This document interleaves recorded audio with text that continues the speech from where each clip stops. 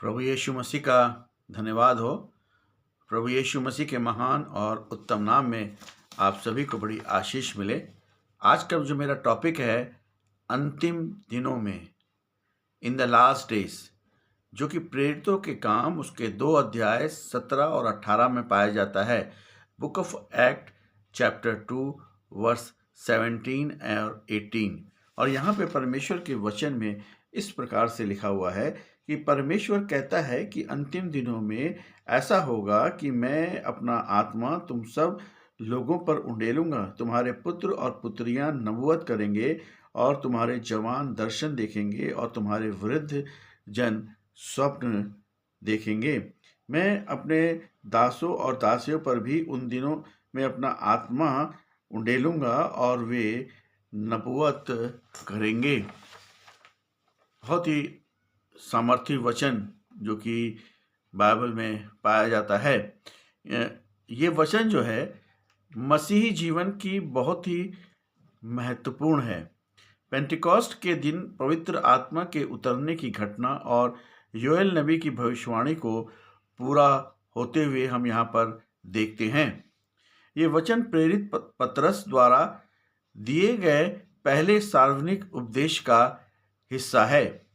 Pentecost का दिन यीशु मसीह के स्वर्ग ग्रहण के 10 दिन बाद चेले यरूशलेम में इकट्ठा थे। अचानक पवित्र आत्मा उन पर उतरा। योएल नबी की 2 अध्याय और 28 और 29 में भविष्यवाणी को पूरा करने के बारे में ये बातचीत करता है। यहूदी लोग योएल नबी के इस शब्दों से पूरी तौर पर परिचित थे, जो 800 वर्ष पहले लिखे गए थे। पतरस ने ये साबित किया कि जो वो देख रहे हैं वो किसी प्रकार का नशा नहीं, बल्कि परमेश्वर का वायदा और परमेश्वर की प्रतिज्ञा है। बाइबल के अनुसार अंतिम दिन यीशु मसीह के पहले आगमन से शुरू होकर और दूसरे आगमन तक का समय है। वर्ष 17 में हम देखते हैं कि पुराने नियम में पवित्र आत्मा कुछ खास लोग जैसे राजा, नबियों और याजकों को ही मिलता था, लेकिन यहाँ पवित्र आत्मा का दान सामाजिक स्थिति तक सीमित नहीं था। यानी कि पवित्र आत्मा यहाँ पर सबके लिए है। कोई भी जाति, कोई भी व्यक्ति, कोई भी जो प्रभु यीशु मसीह को ग्रहण करेगा उसे पवित्र आत्मा का दान मिलेगा। दर्शन और स्वप्न। दर्शन भविष्य की योजना और उद्देश्य को दर्शाते हैं। युवाओं को परमेश्वर के राज्य के लिए नई ऊर्जा या सामर्थ और नई दृष्टि दी जाएगी। यानी कि हर चीज़ नया होगा। जब पवित्र आत्मा आएगा तो जो हमारा जो कार्य है, हमारा जो जीवन है, हमारा जो बहुत से उसके अंदर बदलाव आएंगे। पुराने नियम में भी लोग स्वप्न देखते थे और पुराने लोग नए नियम में भी स्वप्न देखेंगे। स्वप्न जो है अक्सर अनुभव और परमेश्वर के संदेश के माध्यम होते हैं। ये इस बात को दर्शाता है कि बुजुर्ग की भूमिका परमेश्वर के राज्य में खत्म नहीं हुई है।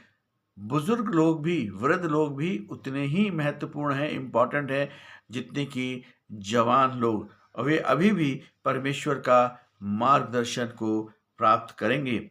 18वें पद में हम देखते हैं कि अपने दासों और दासियों पर भी उन दिनों में वे अपना पवित्र आत्मा उंडेलेगा। उस समय समाज में दासों और स्त्रियों को धार्मिक अधिकार कम थे। जब ये बात कही गई उस समय दास दासियों के अधिकार कम क्या, बिल्कुल भी नहीं थे। लेकिन पवित्र आत्मा के आने से ये दीवार जो है वो टूट गई और परमेश्वर की दृष्टि में दास और स्वामी दोनों समान रूप से उसके पात्र हैं। भविष्यवाणी करना का मतलब है कि भविष्यवाणी का अर्थ केवल भविष्य बताना नहीं, बल्कि परमेश्वर के वचन को सामर्थ्य के साथ बोलना है, उसका प्रचार करना है, उसका प्रसार करना है। और पवित्र आत्मा पाने के बाद हर विश्वासी को सुसमाचार सुनाने का अधिकार और स्वर्ग से एक बड़ी सामर्थ मिलती है। उंडेलना, पोरिंग आउट, ये शब्द बूंदा बूंदी नहीं बल्कि मूसलाधार बारिश की ओर इशारा करता है। परमेश्वर की कृपा अब सीमित नहीं बल्कि बहुत मात्रा में उपलब्ध है। यह पद हमें सिखाता है कि मसीही जीवन केवल नियमों का पालन नहीं है बल्कि पवित्र आत्मा के द्वारा चलाने वाला जीवन है। हमें ये हमें डर से निकाल कर गवाही देने के लिए साहसी बनाता है कि हम अपना कोई भी डर, कोई भी भय हमारे जीवन में ना, उन सब से प्रभु यीशु मसीह हमें निकाल करके साहसी जीवन, सामर्थी जीवन और जहाँ पर जो बोलना होगा उसके अनुसार वो हमें बताते हैं। एक नई दिशा जो है पवित्र आत्मा के आने के बाद एक नई दिशा मिल गई। ये इस बात का प्रमाण है कि हम अब कानून के नीचे नहीं बल्कि अनुग्रह के युग में जीवन जी रहे हैं, जहां परमेश्वर का आत्मा हमारे जीवन में निवास करता है। पवित्र आत्मा में भरना बहुत जरूरी है। इसके बिना हम मसीह जीवन में नहीं चल पाएंगे। हमारा जीवन कभी भी इस संसार का दुष्ट नष्ट कर सकता है। जब हम शैतान का सामना करेंगे तो दुष्ट हमारे सामने से भाग जाएगा और उसकी सारी जो सामर्थ है वो नष्ट हो जाएगी। प्रभु यीशु मसीह ने जो है अपने स्वर्गारोहण जाने के 10 दिन के बाद जो है ये पवित्र आत्मा को भेजा, जबकि 120 लोगों ने जो है पवित्र आत्मा को ग्रहण किया। हो सकता है कि और भी बहुत से लोग हों, मगर जब उन्होंने देखा होगा पहले दिन पवित्र आत्मा नहीं आई, दूसरे दिन नहीं आई, चौथे दिन नहीं आई, तो बहुत से लोग छोड़ के भी गए होंगे। मगर जो लोग डटे रहे, यानी कि 120 लोग डटे रहे, और जब प्रभु परमेश्वर ने, उसके पुत्र हमारे उद्धारकर्ता ने 10 दिन के बाद जो है पवित्र आत्मा को भेजा और उन सब ने ग्रहण किया। और बाइबल बताती है कि वो तरह तरह की भिन्न भिन्न भाषाओं को जो है वो बोलने लगे थे। इसीलिए हमें प्रभु यीशु मसीह पे जो है विश्वास करना है। प्रभु यीशु मसीह से अपने पापों की क्षमा मांगनी है। हमें अपने पापों का पश्चाताप करना है और यीशु मसीह को उद्धारकर्ता के रूप में ग्रहण करना है।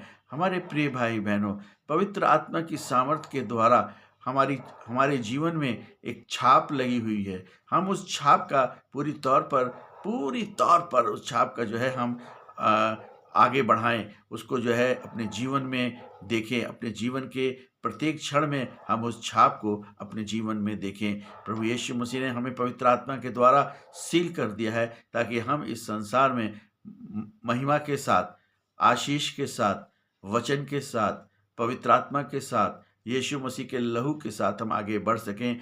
प्रभु यीशु मसीह आप सभी को बड़ी आशीष दे। आमीन।